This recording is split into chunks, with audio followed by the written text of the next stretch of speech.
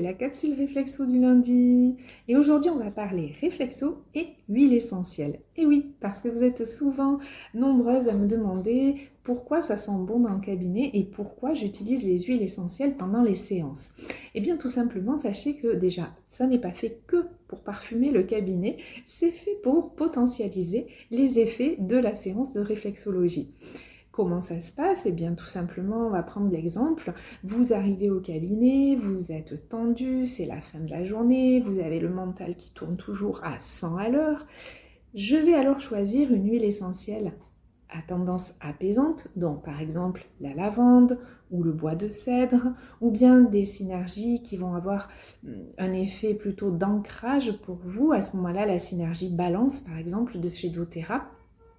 Et ensuite, soit je décide de la diffuser, soit je décide de l'utiliser en topique en faisant la séance de réflexologie.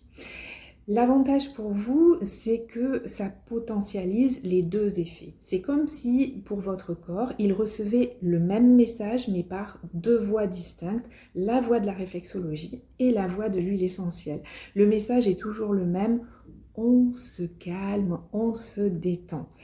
C'est comme ça que ça marche. L'avantage en olfaction, donc lorsque je diffuse dans la pièce, c'est que ça vient travailler directement au niveau du système nerveux central. Ça vient apaiser, apporter une sensation de calme et de détente. Lorsque je les utilise en topique, donc par la peau, on a le même effet, simplement vous avez moins la senteur qui vient vers vous. Mais c'est très efficace aussi.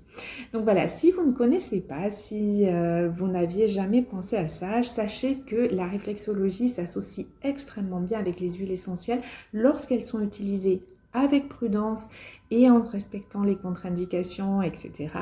À ce moment-là, on a vraiment de très très beaux effets sur vos séances. Je vous dis à très bientôt.